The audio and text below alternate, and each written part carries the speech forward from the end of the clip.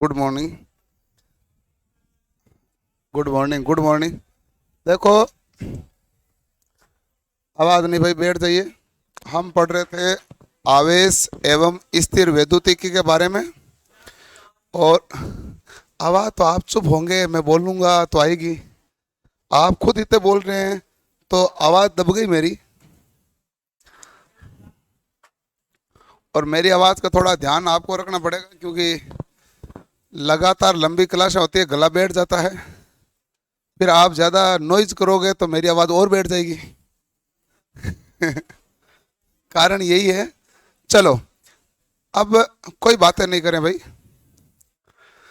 हमने पढ़ा था आवेश के बारे में, थेल्स का नियम, थेल्स का देखा था। उसके बाद हमने बेंजामिन फ्रैंकलिन के बारे में देखा था, आवेश के प्रकार के बारे में बताया था बेंजामिन फ्रैंकलिन ने। और उसके बाद में हमने पढ़ा था आवेशों के स्थानांतरण के बारे में, जिसमें घर्षण द्वारा, चालन द्वारा और प्रेरण द्वारा पढ़ा था। तो इन सभी के बारे में हमने पढ़ा था। आज अब इन सभी के बाद में हम आगे के भाग के बारे में पढ़ना प्रारंभ करते हैं। तो इसके बाद में जो हमारे पास है, आवेशों के मुख्य गुण कौन से होते हैं। जैसे आवेश एक योज्य राशि है, आवेश एक संरक्षित राशि है, आवेश एक क्वांटीकृत राशि है। तो इस आवेशों के गुण के बारे में देखना है। तो हेडिंग डालिए आवेशों के गुण।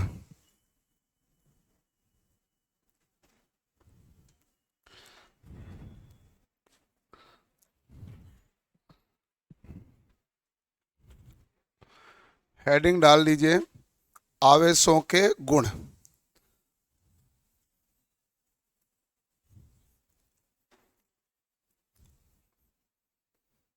आवेशों के गुण के बारे में जैसे हम अध्ययन करने लगते हैं, तो सबसे पहला ही हमारे पास केस ये है का आवेश कैसी राशि है।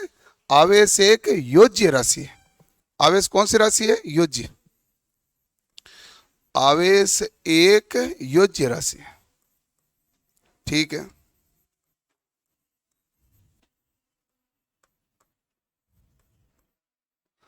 आवेश एक योज्य राशि। योज्य का मतलब होता है इंग्लिश में एडिटिव नेचर है। कौन सा नेचर है? एडिटिव। एडिटिव का मतलब है जोड़ना। जोड़ना यानी योगात्मक। तो हमारे पास आवेशों का गुण कैसा होता है? जोड़ने वाला गुण होता है, योगात्मक गुण होता है और एडिटिव नेचर का होता है। तो आवेश एक कौन सी राशि हुई है? योज्य राशि। ठीक है। अब हमारे पास आवेश एक योज्य राशि है, तो कुल आवेश का मान Qt बराबर क्या होगा? Q1 plus Q2 plus Q3। इस प्रकार टोटल आवेश का मान क्या होगा? जुड़ेगा। और टोटल आवेश का मान जुड़ रहा है, तो आवेश एक कौन सी राशि हुई है? योज्य राशि। ठीक है। यदि एक सवाल है, क्वेश्चन, किसी पिंड में, किसी पिंड में 8 कूलाम तथा -3 कूलाम के दो आवेश हैं, तो आवेश का कुल मान क्या होगा? आवेश का कुल मान क्या होगा? तो ये तो सवाल बड़ा सिंपल है। तो कुल मान क्या होगा? तो आप तो ये देखेंगे Qt बराबर क्या होगा भाई? आवेश योगात्मक राशि है, Q1 प्लस Q2। ठीक है। Q1 का मान कितना है भाई? 8 कूलाम। Q2 का मान कितना है? माइनस का 3 कूलाम। इन दोनों को हमने जोड़ा, प्लस के 8 में माइनस के 3 को जोड़ोगे तो कितना आएगा भाई? 5 कूलाम। तो हमारे पास उत्तर कितना आ गया? 5 कूलाम। तो इसका मतलब आवेश एक कौन सी राशि हुई है? योगात्मक राशि है, यानी कुल आवेश का मान जुड़कर आया है। करो नोट।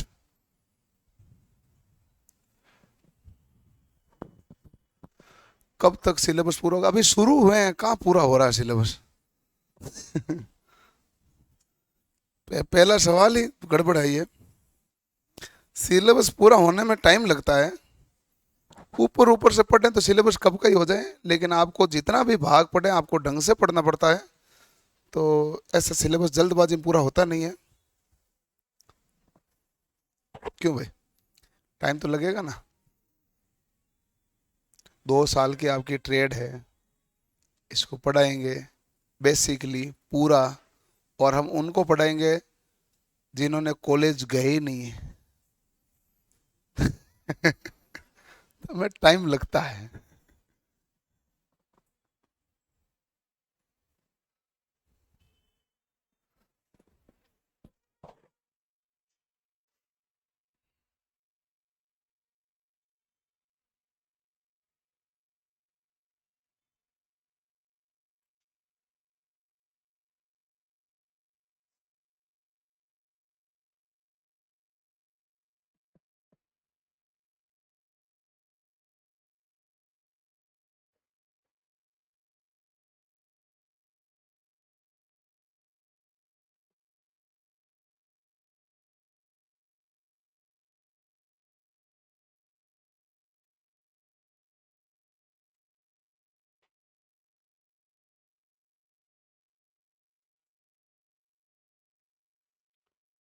लिख लिया भाई, चलो ठीक है। अब हमारे पास अगला आता है 2 नंबर बिंदु पर, आवेश एक संरक्षित राशि है। आवेश कौन सी राशि है? संरक्षित राशि है।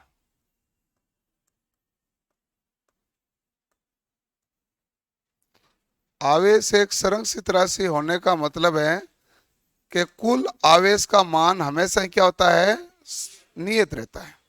जैसे आपने ऊर्जा संरक्षण के बारे में पढ़ा होगा कि ऊर्जा को न तो उत्पन्न कर सकते हैं न ही नष्ट, केवल एक रूप से दूसरे रूप में परिवर्तित। उसी प्रकार आवेश का भी संरक्षण होता है। तो कुल आवेश न तो उत्पन्न होता है न आवेश नष्ट होता। आवेश का भी केवल क्या होता है? स्थानांतरण। जैसे 2 वस्तु को रगड़ा तो एक से दूसरे में आवेश गया, तो इसे आवेश का स्थानांतरण कहा है। तो आवेश का भी स्थानांतरण होता है, न तो आवेश का नष्ट होता है और न ही आवेश उत्पन्न होता है। इसे क्या कहते हैं? आवेश एक संरक्षित राशि है। उस आवेश के संरक्षण पर किरचॉफ का एक नियम कार्य करता है जिसे कहते हैं केसील।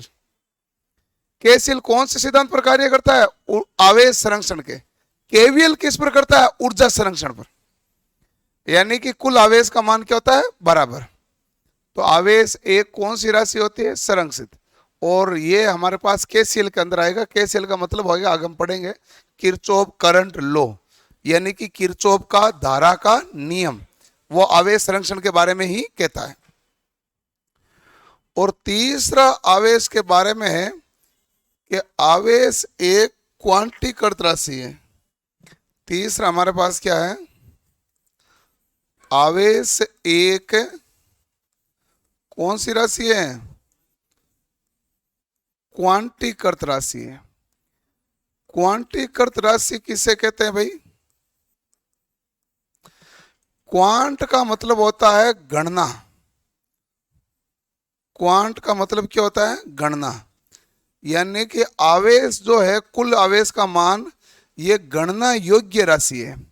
इसको गिन सकते हैं। जैसे अभी क्लास में बच्चे कितने बैठे हैं उनको हम गिन सकते हैं। ऐसा नहीं है कि 81.2 है, ऐसा तो है नहीं ना। या तो 81 होगा या 82 होगा। इसका मतलब ये गणना योग्य राशि है। तो आवेश भी एक गणना योग्य राशि है। गणना योग्य राशि वो होती है जो आपके गणित में पूर्णांक होती है। गणित में क्या होती है? पूर्णांक। पूर्णांक सारा गणना योग्य है। इंग्लिश में बोलते हैं इसको इंटीजर। तो ये कुल आवेश का मान Q बराबर क्या होता है भाई? Plus minus n e. Q बराबर प्लस माइनस क्या होता है? N e. जहां Q हमारे पास क्या है? कुल आवेश। कुल आवेश। E हमारे पास क्या है? इलेक्ट्रॉन का आवेश। ये भी इलेक्ट्रॉन का आवेश है। और N क्या है? इलेक्ट्रॉन की संख्या। और ये जो इलेक्ट्रॉन की संख्या ना, ये हमेशा क्या होती है? पूर्णांक।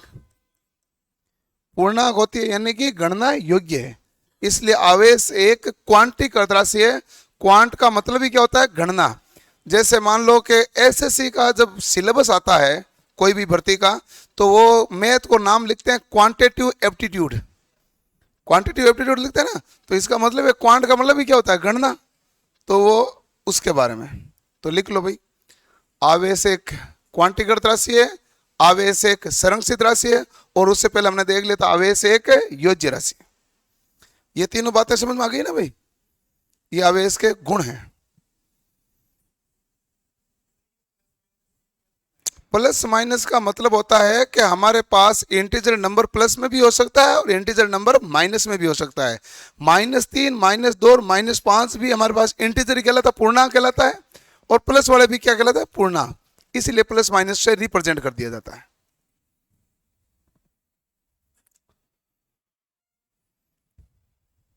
बातें बातें मत करो भाई, क्या चीज है।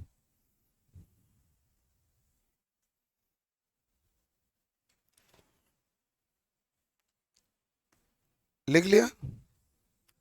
अब मैं आपको इस पर एक सवाल देता हूँ। सवाल क्या देता हूँ, वो सवाल आपने जिसने भी इलेक्ट्रिशियन पढ़ी है वो सवाल सबके सामने आया है। मैं आपको कैलकुलेशन करके दिखा देता हूँ। वो सबसे पहला सवाल आपके लिए यही है। लो लो, लिखो लिखो लिखो लिखो। आप यदि अभी तक नहीं लिख रहे हो तो आपके लिखने की स्पीड बहुत धीमी है।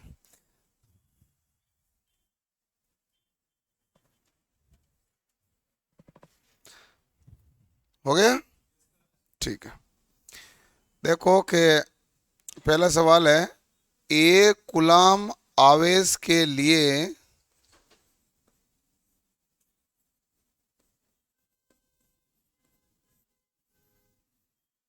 इलेक्ट्रॉन की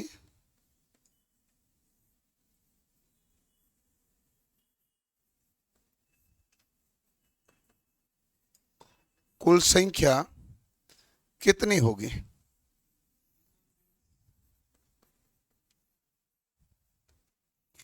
एक कूलाम आवेश के लिए आपको पूछा है क्या है, इलेक्ट्रॉन की कुल संख्या कितनी होगी। अब सवाल कोई टिपिकल नहीं है, सवाल का उत्तर भी कई जनों का आता है, लेकिन मैं आपको कैलकुलेशन करके दिखाऊं। चाहे आपको 1 कूलाम पूछे, उसके बाद 10 कूलाम पूछे, चाहे 40 कूलाम का पूछे, आप सभी का निकाल सकते हैं।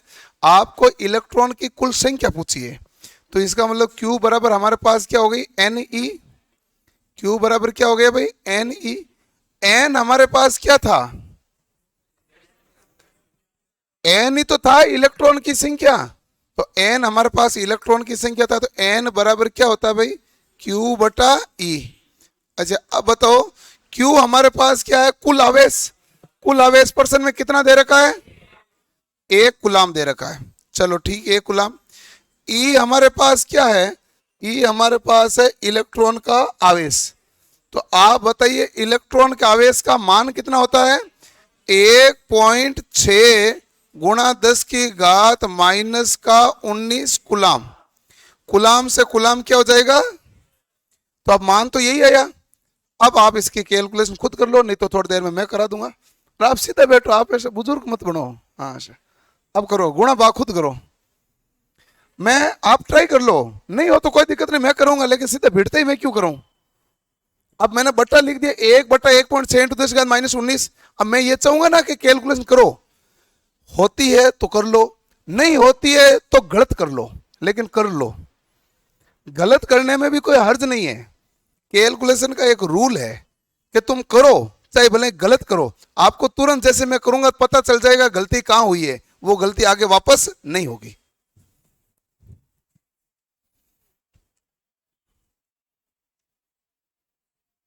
अब गलती आपसे क्या, आपसे आगे पता ही नहीं हिल रहा है। गलती की गुंजाइश तो बात की चीज हो गई। चलो मैं आपको आराम से दिखाता हूं, गणना ध्यान से देख लो भाई। अब देखो, अरे कोई बात नहीं कोई बात नहीं, एन बराबर क्या है, 1/1.6 है कि नहीं है, 10 की घात माइनस का 19 है, नीचे ऊपर जाएगा तो क्या बनेगा, यहां तक तो कोई दिक्कत नहीं है, 10 की घात प्लस का 19 ऊपर चला गया। और ये क्या होगा भाई, इलेक्ट्रॉन की संख्या है, तो आप कहेंगे भाई इतने इलेक्ट्रॉन है। अब तो यहां तक कैलकुलेशन मैंने कोई टेढ़ा मेढ़ा कुछ काम नहीं किया। अब मैं सिंपल आपको कहता हूं कि 1 में 1.6 का तुम भाग दो, भाग तो दे ही सकते हो, तो 1 में भाग जाएगा क्या, नहीं, तो आएगा 10। फिर हो जाएगा आपके पास भाग जाना 100 में 16 का, तो भाग दोगे 16 छके 96, 4 40, 16 2 32, 8 80, 16 5 80। भाग दे दो, 1 में 1.6 का भाग तो दे ही दोगे। 1 भाग 1.6, पॉइंट हटाया तो 10/16 बराबर क्या हुआ 5/8। 5 में भाग नहीं गया, आया क्या दशमलव, कितना हो गया 50। 50 में 8 का भाग दिया तो 8 6 48, पीछे बचा 2, कितना हुआ 20। 8 दूआ 16, पीछे क्या हुआ 4 40, 8 पंजे 40। हो गया कि नहीं हो गया? ठीक है, तो 0.625 इंटू 10⁻19।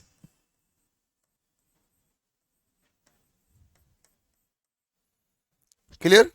यदि मैं इसको ऐसे लिखूं, या मैं इसको ऐसे भी लिख सकता हूं 6.25 इंटू 10⁻18, या मैं इसको ऐसे भी लिख सकता हूं 625 गुणा 10⁻16। ये तो सारा ही सही है, ये तो सब गुणा ही है। अब सवाल इतना है कि इससे ये आया कैसे। पहले वाला तो ठीक है, समझ में आ गया भाग देने में, इससे ये कैसे आया? तो ये भी देख लो कि आपके पास है क्या भाई 0.625 है, 10⁻19 क्या होगा 10⁻1 गुणा 10⁻18। 19 है कि नहीं है? आधार समान है तो घाते जुड़ती है। आप बताओ 10 को इससे गुणा करोगे तो कितना आएगा 6.25 इंटू 10⁻18। तो ये तीनों ही एक ही बात है, सेम ही, पॉइंट अलग अलग जगह है तो घात भी क्या हो गई चेंज। करो नोट।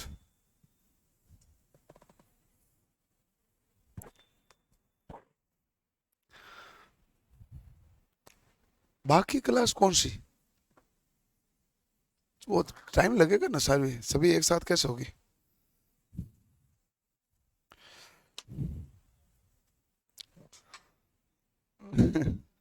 ये ऐसे है कि मैं कहता भी हूँ, लेकिन कई बार क्या है बच्चा कमेंट ऑनलाइन में करने वाला एक ही कमेंट को 15 बार पेस्ट कर देता है, और उससे क्या होता है कि तकलीफ होती है। जैसे मान लो आप ऑफलाइन सामने बैठे हो तो आपको पता है मैं लगातार हर एक कमेंट पढ़ूंगा तो आप डिस्टर्ब नहीं होंगे, डिस्टर्ब ही होंगे। तो मैं उनको पहले ही कहता हूँ कि आप कमेंट वही करें जो जेन्युइनली आपका एक्चुअल में टॉपिक से रिलेटेड डाउट है। उसमें मैं नाम नहीं पढ़ता, मैं घूमते फिरते कमेंट देख लेता हूँ और वो जेन टॉपिक से रिलेटेड डाउट है तो मैं उसका आंसर कर देता हूँ। अब एक एक कमेंट पढ़ने बैठूंगा तो थोड़ी बैठा जाएगा। अब इसमें क्या है कि कई बार मैं मान लो 5 मिनट तक किसी के कमेंट का जवाब नहीं दिया तो वो फिर वो लिखेगा, फिर ऑनलाइन कोर्स लेने का मतलब ही क्या रहा है जब आपको कमेंट पढ़ना ही नहीं है। ठीक है ना, वो काफी सारा लिखेगा, फिर वो लगातार उसको लिखेगा, फिर हम उसको ब्लॉक कर देंगे। और हमारे पास क्या है, कितनी देर माथा दुखाएंगे ना, तो ब्लॉक कर देंगे। फिर होगा ये तो कोई बात नहीं हुई, आपने ब्लॉक कर दिया। लेकिन उन्हें ब्लॉक कर देते हैं, ब्लॉक के बाद ऐसा होता है कि उस क्लास में वो कमेंट नहीं कर सकता, क्योंकि कमेंट का एक रूल होता है। जैसे आप क्लास में बैठो, आपका रूल क्या, आपस में एनी टाइम बात करोगे, और जैसे मैं पढ़ा रहा हूँ बीच में आप मेरे से ये पूछोगे सर गणित में क्या है, रीजनिंग में क्या है, हिंदी में क्या है, इंग्लिश में क्या है, तो क्लास डिस्टर्ब होती कि नहीं होती है? तो वैसे सवाल है, आप बैठे बैठे कोई पूछोगे सर टेक्नीशियन की भर्ती का बताओ, ये एलपी का बताओ, और आरपीएफ का क्या है, तो ये मामला वो है। मेरा उनको यही कहना है कि आप टॉपिक पढ़ो आराम से, टॉपिक से रिलेटेड डाउट आए तो आप एक बार उसको एक ही कमेंट में पूरा लिख दो, ताकि टॉपिक से रिलेटेड डाउट होगा तो मैं पढ़ाता ऑटोमेटिक साथ में ले लूंगा। कई बार क्या होता है कि बच्चे को व्हाट्सएप मैसेज भेजने की ज्यादा आदत होती है, तो वो क्या है फिर वो लिखता है गुलाम का नियम सर कब आएगा, वो 3 लाइन में लिखता है। वो पहले लिख के एंटर करता है ना, व्हाट्सएप मैसेज भेजते तो थोड़ा थोड़ा लिख के, अब वो इसमें 3 टुकड़ों में आ जाता है, तो वैसे भी पढ़ने में भारी दिक्कत होती है। तो कमेंट का सिंपल रूल होता है।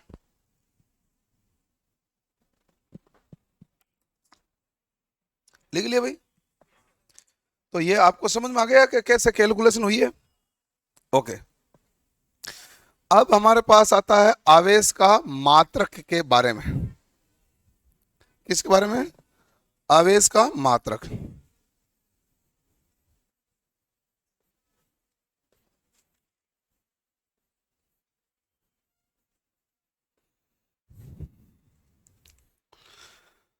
आवेश का मात्रक क्या है भाई?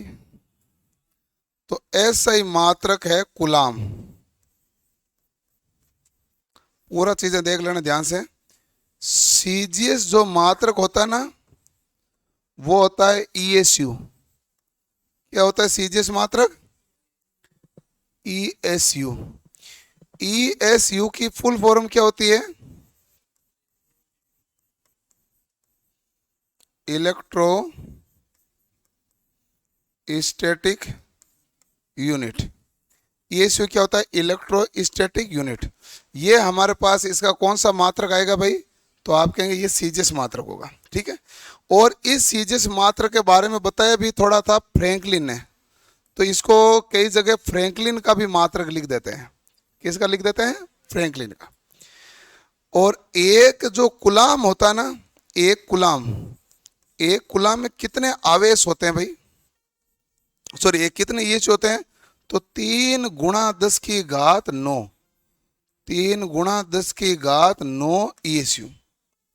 और एक जो ESU होता है, एक ESU होता है वो 3.33 × 10⁻⁻10 गुलाम।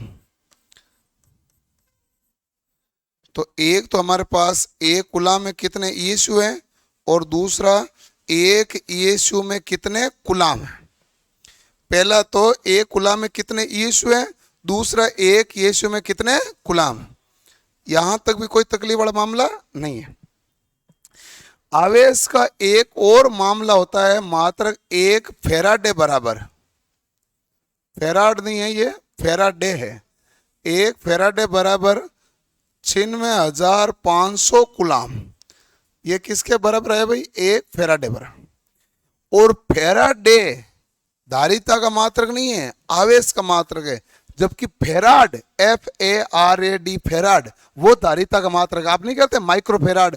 पंखे में कैपेसिटर कितना है? 2.5 माइक्रोफेराड, तो है ना, 2.5 माइक्रोफेराड। तो वो माइक्रोफेराड है, वो फेराडे नहीं है। फेराडे में और फेराड में फर्क होता है। तो आपको ये कहेगा कि जो फेराडे है, FARADEY, यानी फेराडे, और ये फेराडे किसका मात्रक है? आवेश का। फेराडे किसका मात्रक है? आवेश का। लेकिन आपको पूछे FARAD, फेराड, बताइए फेराड किसका मात्रक होगा? धारिता का। ये किसका मात्रक आएगा? धारिता का। तो ये हमारे पास दो प्रकार की कंडीशन है, एक फेराडे है और एक फेराड है। एक तो हमारे पास आवेश का मात्रक है और दूसरा हमारे पास धारिता का मात्रक है, ठीक है। चलो अब देखिएगा, हमारे पास धारिता का मात्रक होता है ना, वो फेराड होता है, जबकि फेराडे किसका है? आवेश का। हल्का सा स्प्रिंग के अंदर अंतर है। और एक फेराडे में कितने गुलाम होते हैं? 96,500। और आवेश एक गणना योग्य राशि होती है। तो आवेश का मापन कह दो या गणना कह दो, किसके द्वारा किया जाता है भाई? इलेक्ट्रोस्कोप के द्वारा। किसके द्वारा होता है? इलेक्ट्रोस्कोप। और इलेक्ट्रोस्कोप है जिसको हिंदी में क्या कहते हैं? विद्युतदर्शी। क्या कहते हैं भाई? विद्युतदर्शी। ये हमारे पास विद्युतदर्शी होता है जो इलेक्ट्रोस्कोप कहलाता है।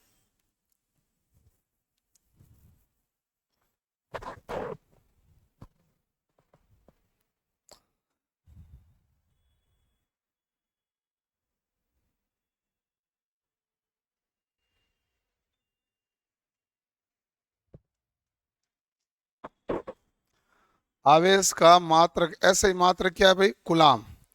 आवेश का सीजियस मात्रक क्या है? ESU। ESU क्या होता है? Electrostatic unit. और एक ESU है जो हमारे पास कितने कूलाम है? 3.33 × 10⁻⁻10। और एक कूलाम में कितने ESU होता है? 3 × 10⁹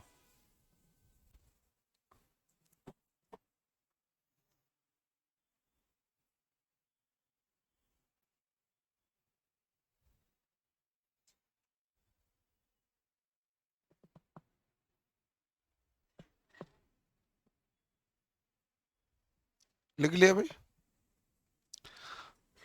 अब जो हम देख रहे हैं आगे वाला भाग, वो है कूलाम का नियम है। आवेश का नियमात्र बता दिए सारे। कूलाम, यही तो है फेराडे है। मिलीग्राम आवेश का ना, किधर होना तो नहीं चाहिए ऐसा। मिलीग्राम कैसे हो सकता आवेश का मात्रक?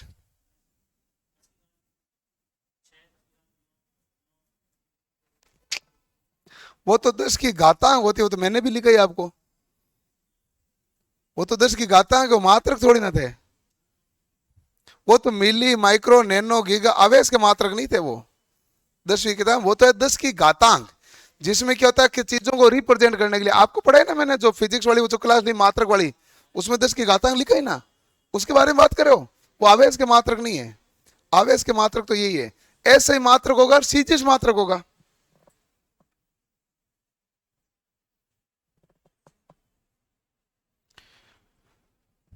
चलो भाई, हो गया। अब हमारे पास आता आवेश में कूलाम का नियम। तो बहुत बढ़िया तरीके से देखते हैं कूलाम का नियम क्या है।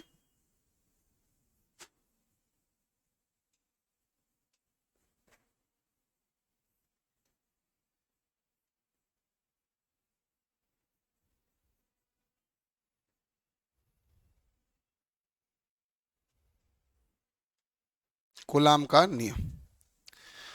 कूलाम ने आवेशों के लिए नियम दिए थे। कूलाम के नियम वैसे ही है जैसे गुरुत्वाकर्षण के नियम थे। इसलिए पहला लाइन इसका ये है कि ये गुरुत्वाकर्षण के नियम पर आधारित है। तो सबसे पहले आपको समझना पड़ेगा गुरुत्वाकर्षण का नियम क्या था।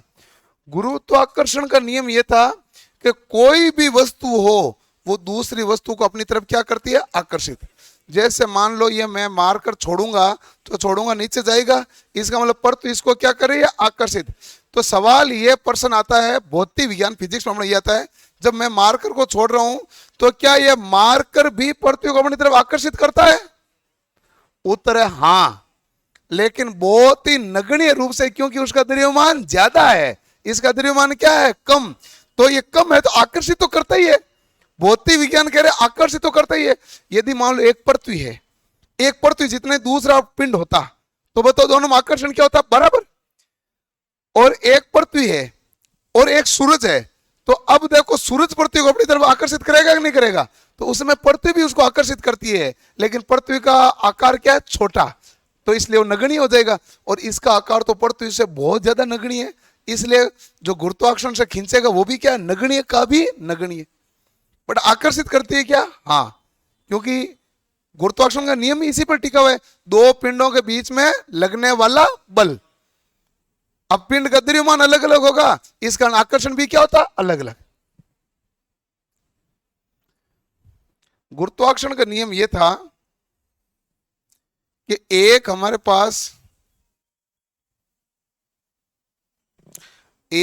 पास है द्रव्यमान m1,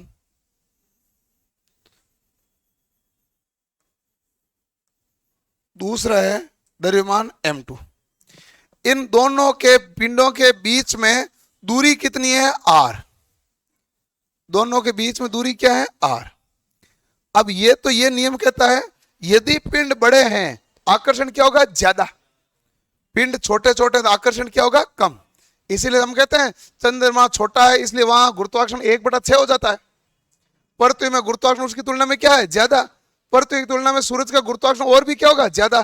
पिंड बड़ा है तो आकर्षण क्या होगा, ज्यादा। पिंड छोटा है तो आकर्षण क्या होता है, कम। तो ये तो हमारे पास इनके गुणनफल के बराबर है। यदि इन दो पिंडों के बीच में दूरी ज्यादा हो तो आकर्षण बल क्या लगेगा, कम। सिंपल समझो, जैसे दो चुंबक है, पास पास में तो आकर्षण जल्दी होगा। यदि जितना ज्यादा दूर ले जाओगे उनके बीच आकर्षण बल क्या होता जाएगा, घटता जाएगा। दूर ले जाने पर आकर्षण बल क्या होगा, घटेगा। तो ये हमारे पास लगता है गुरुत्वाकर्षण में F बराबर क्या होता है, G m1 m2 बटा r स्क्वायर। F बराबर क्या होता है, G m1 m2 बटा r स्क्वायर। ये हम फिजिक्स में पढ़ते हैं गुरुत्वाकर्षण में। हमने यहां पर इसको क्यों लिखा है, क्योंकि कूलाम का नियम भी किस पर आधारित है, गुरुत्वाकर्षण के नियम पर आधारित है।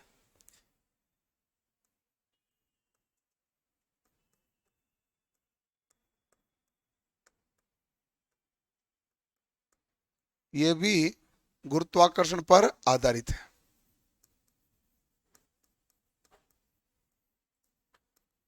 ठीक है।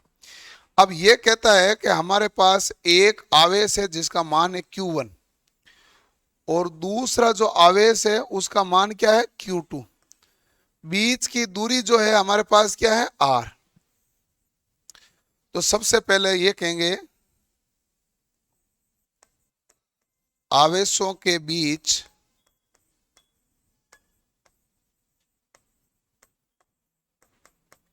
लगने वाला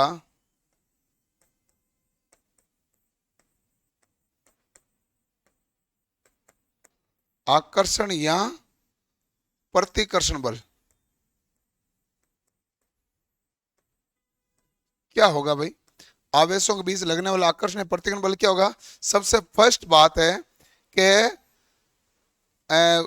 आवेशों के गुणनफल के समानुपाती। सबसे पहली लाइन क्या होगी? आवेशों के गुणनफल के समानुपाती।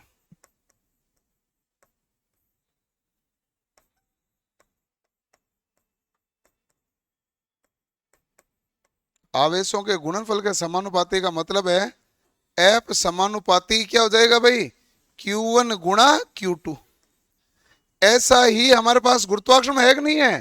गुरुत्वाकर्षण क्या है? द्रव्यमान के गुणनफल के समानुपाती। और यहां पर क्या है? आवेशों के गुणनफल के समानुपाती।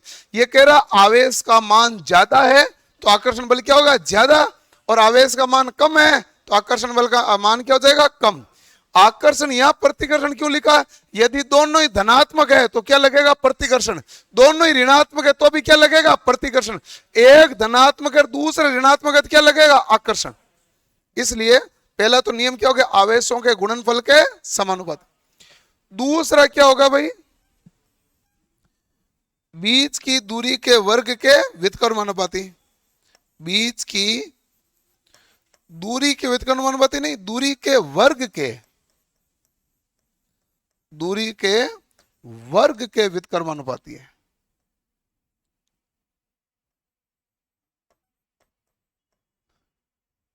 इट मीन्स F समानुपाती 1 क्या हो जाएगा? R square. ये हमारे पास बीच की दूरी के वर्ग के व्युत्क्रम। बताओ गुरुत्वाकर्षण में भी ये है कि नहीं है? बीच की दूरी के वर्ग के क्या है? व्युत्क्रमानुपाती। तीसरा हमारे पास ये और किस पर निर्भर करता है? तीसरा है आवेशों के बीच के माध्यम पर। आवेशों के बीच के माध्यम पर। ये आवेशों के बीच के माध्यम पर भी क्या करता है? निर्भर करता है। तो पहला है आवेशों के गुणनफल के समानुपाती, दूसरा बीच की दूरी के वर्ग के व्युत्क्रमानुपाती, और तीसरा आवेशों के बीच के माध्यम पर। आवेशों के बीच का माध्यम है उसका कोई नियतांक देंगे K, उस पर भी ये निर्भर करता है। तो ये लिख लेते हैं F समानुपाती K हो गया ना। यहां नियतांक क्या था? G था ना, इसमें हमारे पास क्या आएगा? K। लिख लो।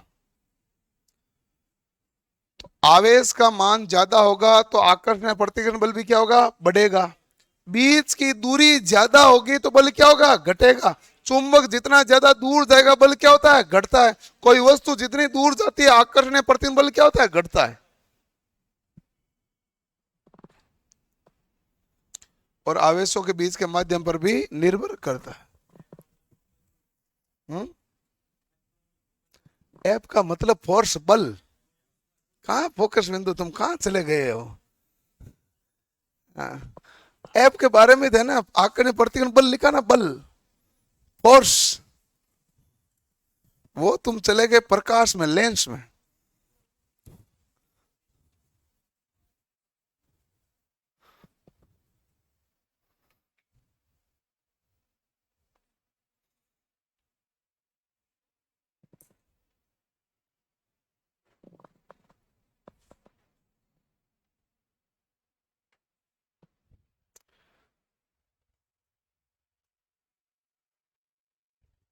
यहाँ गर्दन ज्यादा ऊंची करनी पड़ती है।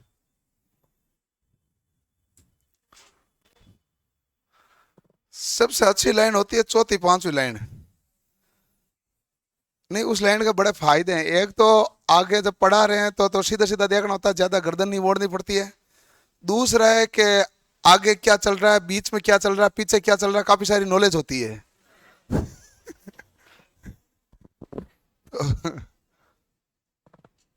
लिख लिया? लिखो लिखो भाई। यहां पर आर का अर्थ क्या दिख रहा है भाई आपको? दोनों के बीच की दूरी। आर का अर्थ यही दिख रहा है ना भाई, Q1 और Q2 के बीच की दूरी। Q1 और Q2 दोनों क्या है? आवेश। और K एक क्या है? नियतांक। वैसे भी मैंने लिखा बीच की दूरी के वर्ग के व्युत्क्रमानुपाती, तो भी पता चल गया आर क्या है? बीच की दूरी। स्क्वायर करने का मतलब उसका वर्ग, बट्टा में लिखने का मतलब है व्युत्क्रमानुपाती। यही है ना लाइन? तो सारा अर्थ उसके अंदर ही छुपा है।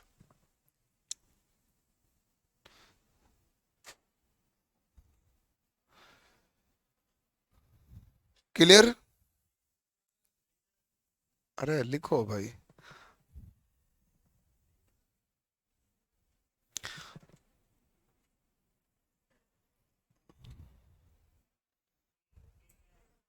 के एक नियतांक है, और इस नियतांक के बारे में अगला पूरे बोर्ड में यही भरूंगा मैं, तो पूरा लिखूंगा के बारे में। अभी तक तो मैंने इतना ही लिखा है कि बीच के माध्यम पर निर्भर करेगी, बीच में कोई सा भी माध्यम भी हो सकता है ना, तो यहां पर के एक क्या है? नियतांक।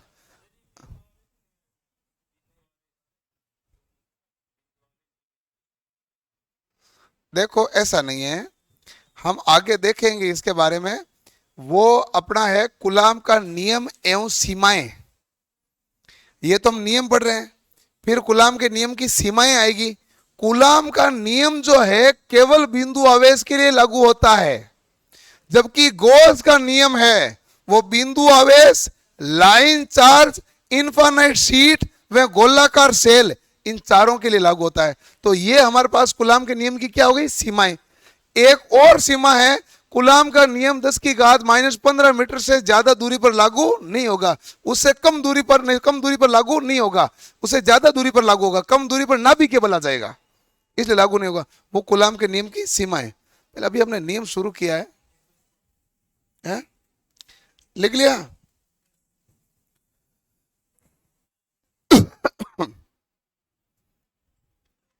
ओके।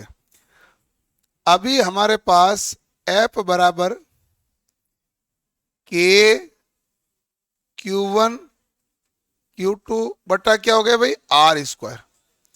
ये हमने पूरे सभी भाग देख लिया आराम से, यही तो देखा है। अभी आप कोई लिखना मत, अब जितना भी मैं लिखूंगा ना सारा डाटा ही डाटा है, और डाटा को एक बार पढ़ने में थोड़ा जोर आता है शुरुआत में। अब डाटा का तो रूल क्या, याद ही करना पड़ता है। जैसे पूछे कि जयपुर से दिल्ली के बीच की दूरी कितनी है, अब ये जो भी वैल्यू होगी याद ही करनी पड़ेगी। इसका और तरीका क्या है? याद ही रखना पड़ता है, तो डेटा याद रखना पड़ता है। तो इसलिए एक बार डेटा को पूरा समझ लेना क्या क्या है।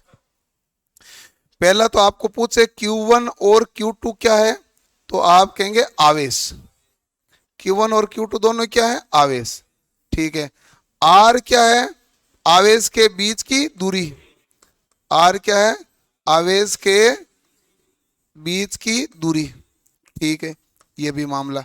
और के एक क्या है? नियतांक। के एक क्या है? नियतांक। ठीक है। अब बात आती है के के बारे में। यहां तक तो बेसिक कंडीशन हो गई पूरी सूत्र वाली।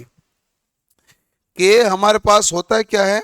1/4 पाई एप्सिलॉन।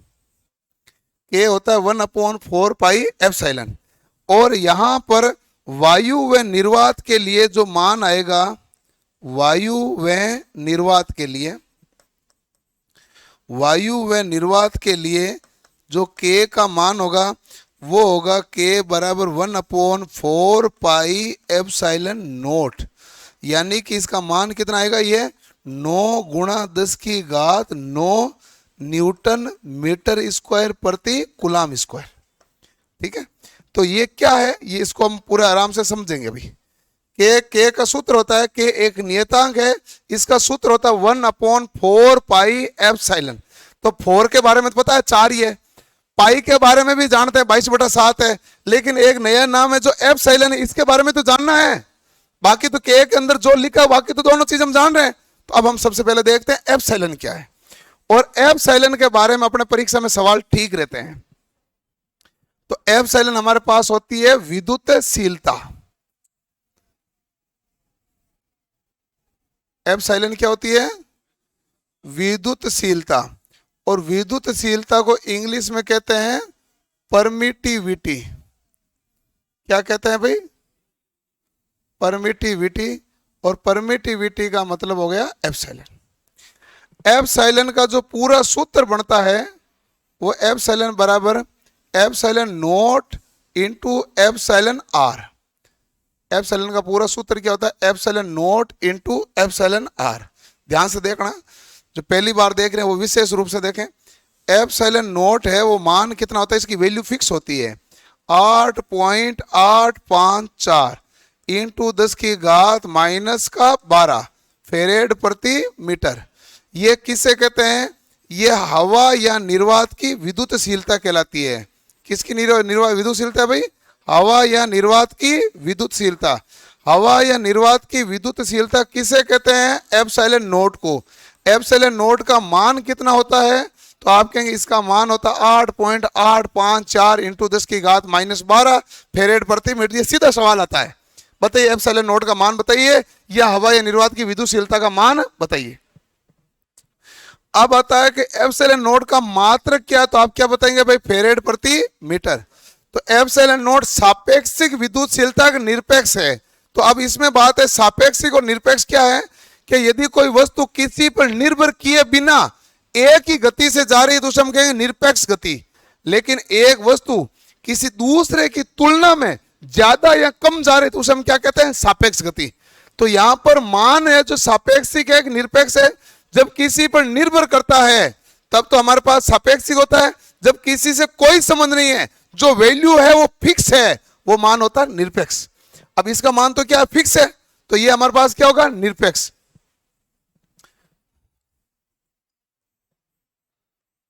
यह निरपेक्ष मान है। निरपेक्ष मान, निरपेक्ष को इंग्लिश में कहते हैं एब्सोल्यूट। Absolute value. ये कौन सा मान है भाई हमारे पास? निरपेक्ष मान। ठीक है। एप्सिलॉन नॉट के बाद में आया है एप्सिलॉन आर। एप्सिलॉन आर है ना एप्सिलॉन नॉट के बाद में। एप्सिलॉन आर क्या होता है? ये जो एप्सिलॉन आर है ना, ये होता है सापेक्षिक, या कह दो इसको आपेक्षिक। इंग्लिश में कहते हैं इसको रिलेटिव। आपेक्षिक मान है। अब ये जो हवा या निर्वात में इसका एप्सिलॉन आर का मान कितना होता है भाई? तो हवा या निर्वात में एप्सिलॉन आर का मान होता है कितना होता है? 1। इस एप्सिलॉन आर का कोई मात्रक है क्या? नहीं। ये हमारे पास क्या होता है भाई? मात्रकहीन। इसका कोई मात्रक नहीं है। और एक और इंपॉर्टेंट लाइन, जो एप्सिलॉन आर है इसका मान कभी भी 1 से छोटा नहीं होता। इसका मान 1 या 1 से अधिक, 1 से छोटा कभी भी नहीं होता। सबसे कम मान किसका है? हवा या निर्वात का। निर्वात का मान कितना है इसका? 1। बाकी इसका मान 1 या 1 से अधिक होता है।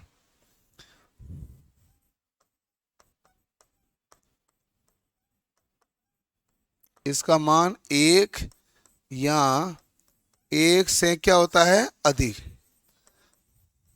अब एक बार आप ध्यान से वापस देख लो, समझ लो होता क्या है कि हमारे पास एफ बराबर क्या होता है? के Q1 Q2 बटा आर स्क्वायर। इसके बारे में मैंने कूलाम के नियम के बारे में पहले बता गया हूं कि ये आवेश के गुणनफल के क्या होता है? समानुपाती। तो एफ समानुपाती Q1 इंटू Q2। बीच की दूरी के वर्ग के व्युत्क्रमानुपाती एफ समानुपाती 1/r स्क्वायर। और तीसरा हमने कहा माध्यम पर भी निर्भर करता है, तो बीच में आया के। और अब जैसे के आया तो मामला तो के का है, और के बराबर हमारे पास सूत्र में क्या है? 1/4 पाई एप्सिलॉन है कि नहीं है? और एप्सिलॉन बराबर क्या है? Epsilon naught into epsilon r. जब मैं एप्सिलॉन आर का मान 1 कर दूं, कितना कर दिया? कब हुआ? हवा या निर्वात में। हवा या निर्वात में एप्सिलॉन आर का मान 1 कर दूंगा तो एप्सिलॉन बराबर क्या बचेगा? Epsilon not. तो मैंने यही लिखा, हवा या निर्वात के लिए एप्सिलॉन की जगह मैंने क्या लिख दिया? Epsilon not. और अब जो एप्सिलॉन नॉट का यह मान रखूंगा ना, तो फिर ये गुणा भाग करूंगा तो वैल्यू क्या निकल जाएगी? 9 गुणा 10 की घात 9 न्यूटन मीटर स्क्वायर प्रति कूलम स्क्वायर। क्योंकि 4 का तो वैल्यू खुद की है, पाई की खुद की वैल्यू है, एप्सिलॉन नोट का मान भी हमने लिख दिया है, कितना है 8.854 गुणा 10 की घात -12 फेरेड प्रति मीटर। अब इसके सवाल अलग से रहते हैं ज्यादा। एप्सिलॉन नोट क्या है, तो आप कहेंगे हवा या निर्वात की विद्युतशीलता। मान कितना है 8.854 इंटू 10 की घात -12 फेरेड प्रति मीटर। और ये किसके लिए मान ज्ञात करते हैं, हवाई निर्वात का, और मान हमेशा क्या रहेगा निरपेक्ष। जो एप्सिलॉन आर है ये रिलेटिव परमेबिलिटी है, यानी कि सापेक्षिक मान है, रिलेटिव मान है। तो इसका हवा या निर्वात के लिए तो मान 1 है, अलग अलग माध्यम इसका मान क्या हो जाएगा परिवर्तन, लेकिन इसका मान कभी भी 1 से कम नहीं होगा, इसका मान 1 से ज्यादा होगा, और इसका कोई मात्रक नहीं होता। अब ये है इसकी पूरी के की कहानी।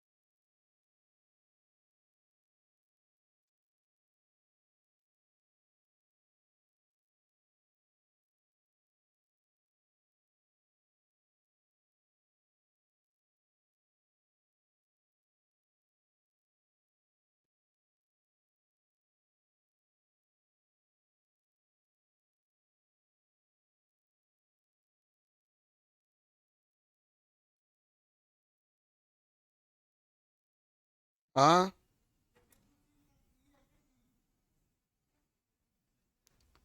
विद्युतशीलता एप्सिलॉन है, ई नहीं है। इतनी देर से नाम बोला 8 बार तो मैंने बोला है। अब ये लिखा हुआ ई नहीं दिख रहा, लिखा हुआ भी एप्सिलॉन ही दिख रहा है, ई ऐसे नहीं लिखते हैं। ई ई लिखते हैं यहाँ तो ऐसे लिखते हैं, और यहाँ लिखते हैं ऐसे। ये जो लिखना है ये एप्सिलॉन है, एप्सिलॉन। क्या करोगे नाम लिख के तुम, वैसे भी इधर एप्सिलॉन, ऐसे तो बहुत सारे नाम है ना। जैसे अब ये देख दिखने में दिख रहा तो एन है, लेकिन ये है क्या नीटा, ये क्या होता है नीटा, ऐसे। अब ये नाम नीटा या एप्सिलॉन किताब में लिखा हुआ थोड़ी होता है, केवल चिन्ह बनाया जाता है। ये तो केवल चिन्ह ही होता है ना, किताब में कभी नाम एप्सिलॉन लिखा हुआ देखा नहीं। नीटा भी लिखा हुआ देखा, नीटा भी नहीं लिखते हैं, वो ऐसे लिखते हैं डायरेक्ट, दक्षता एफिशिएंसी नीटा हो गया, ऐसा मामला है।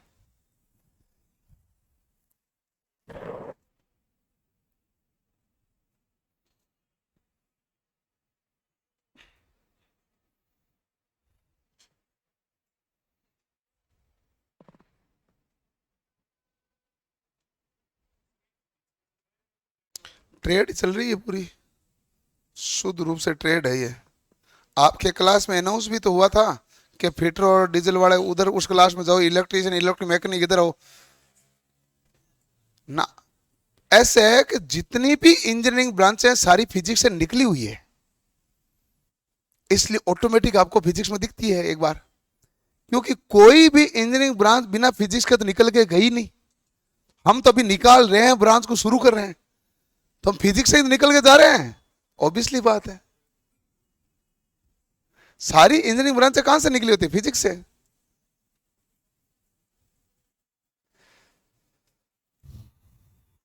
लिख लिया भाई?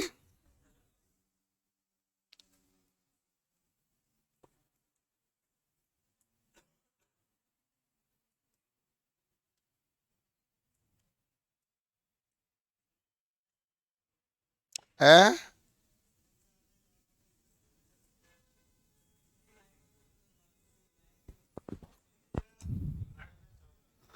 ब्राइटनेस ज्यादा है। मेरा कान दुखने लगे तीसरी बारी, मेरे समझ नहीं आया तुम कह क्या रहे हो, मुझे पर्सन तो समझो। ब्राइटनेस ज्यादा है इस बोर्ड की ना, ये जो लाइट है इनसे दर्द हो रहा है। ओके, देखो कि ये लाइट तो रखनी तो पड़ी रही है, नहीं रखेंगे तो फिर मैं काला दिखूंगा। मतलब ऑनलाइन वालों को चीजें दिखेगी नहीं, क्योंकि पीछे से भी लाइट आ रही है ना, बोर्ड की खुद की लाइट होती है, इस कारण सामने लाइट रखनी पड़ती है। तो कुछ एक पर्दी वगैरह लगा देंगे थोड़ी सी साइड में। हाँ, और ही क्या हो सकती है, ये तो हो सकती है, पर्दी हो सकती है, मतलब लकड़ी की एक थोड़ी सी पर्दी लगा देंगे ताकि डायरेक्ट लाइट आपके ऊपर नहीं गिरे।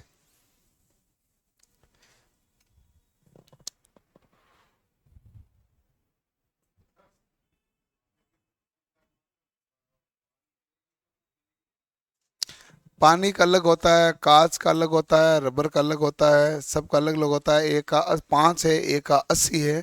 इसका भी नहीं, आगे सवाल करेंगे तब लिखाएंगे, वो कोई दिक्कत नहीं है। ये जो लिखा हुआ समझ में आया कि नहीं आया? अब यहां तक किसी को कोई डाउट्स है तो वो पूछ लो। है फेरेड प्रति मीटर, फेरेड प्रति मीटर। म्यू नोट का मान होता है हेनरी प्रति मीटर, इसका मान होता है फेरेड प्रति मीटर। एप्सिलॉन आर होता है वो मात्रकहीन है।